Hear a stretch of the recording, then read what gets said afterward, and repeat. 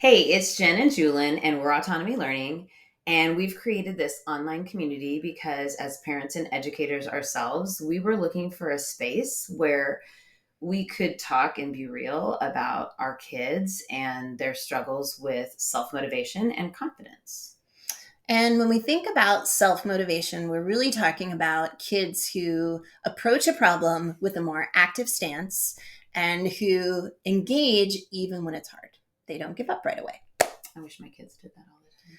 It's a process, It is a Jillian. process. It's a It is a process. And I process. think that's a big Yeah. piece of what you and I talk about all the time, right? That this is both a series of teachable moments, but also a really valuable end goal of kids becoming a little bit more confident in their own abilities through every opportunity, right? Absolutely. So today we're going to talk about a very big opportunity that pops up all the time at my house and in my classroom. And that's when kids come to something tricky and they say, I can't.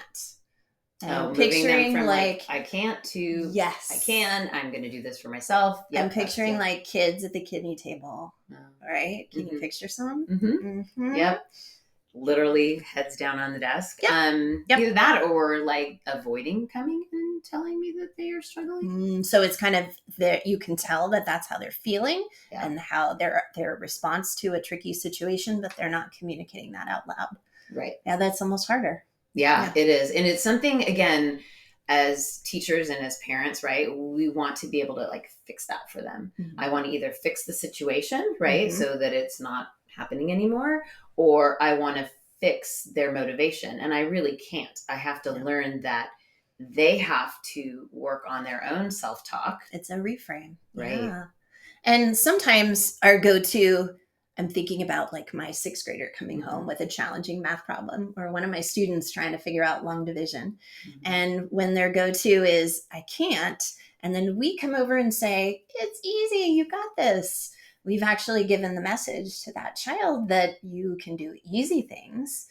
But if it's really hard, you probably can't get that. And that's unintentional. Yeah. But really, a lot of our interactions with our kids are communicating our expectations. And when those expectations are higher, kids see themselves through our eyes. Right. So it's important to be able to say, okay, yeah, you're right.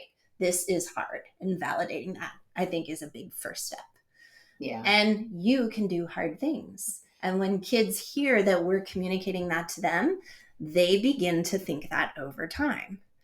But it's also really helpful when we can help them refer to prior experiences that they've had where they did something that they didn't think they could do. Right. Yeah. So I'm hearing you say build their confidence, right? By explaining to them other ways that they've done giving things. them a reminder. Yeah, that's absolutely. So rather than saying you can do this, it's hey, I've seen you do this over here. That same energy and effort can apply to this. Absolutely. And I've heard you talk to kids before and kind of use like a sports example, right? So, maybe your kid figured out a trick on the skateboard that took months for them to practice over time, but they put in hard work and a little bit at a time, they were able to see, okay, that's something I couldn't do. And with lots of practice and a lot of effort and focus, I can do what was really hard at first. And I feel really good about that. Yeah. I can apply that same process, that same focus, that same attention, and I know I can accomplish this goal too. Yeah. So it's interesting because what we're doing is still helping them. Yeah. Right. But you're not actually jumping in and doing it for them or helping them with the actual, like, I'm not saying don't help them with the long division, but in the same breath, asking them to bring the energy just a little at a time, that little nudge that we give, right? They'll actually, oh, I can try that. And then suddenly you're at the end, right? They've done it for themselves. I'm thinking with the, super friendly long division too, right? I'll often say to kids, I'll often say to kids, well, what are your resources, right? And then they might pull out their math notebook with some other examples, right? That's always helpful when you're talking about homework or a challenging academic situation. Right. Well, what are your resources? And their resources could include you, but it shouldn't be only you, right? And absolutely. Yeah. Well, and it's interesting too, like I'm thinking as an educator, right? Like there's feelings that go into kids that are struggling, but I'm thinking too at home, like when my kid like avoids something or really doesn't believe that they can do something, that gets my emotions up, right? And so taking a minute to really like calm myself down and kind of say, okay, I hear you. I'm seeing this is hard for you. And that's okay. Your feelings are okay.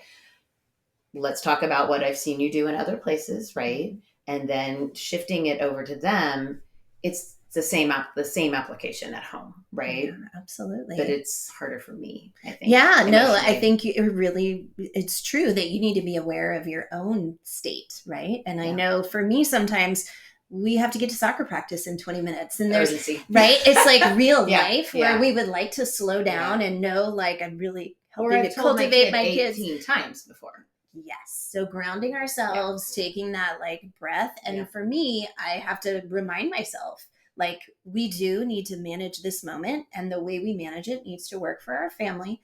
But we're also looking at each of these interactions with our kids as an opportunity for them to develop confidence. And that grows a little bit at a time. And that makes me think about the power of our hundreds, if not thousands, of daily interactions with our kids, right?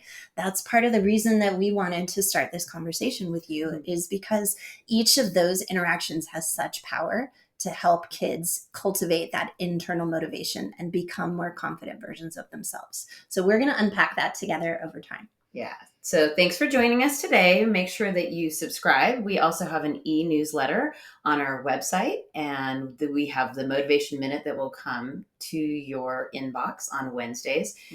Comment below. We'd love to hear ideas that have been sparked through this conversation, other struggles or common things that we could continue to talk about. We're just glad you're here, and let's build some confident, capable kids together.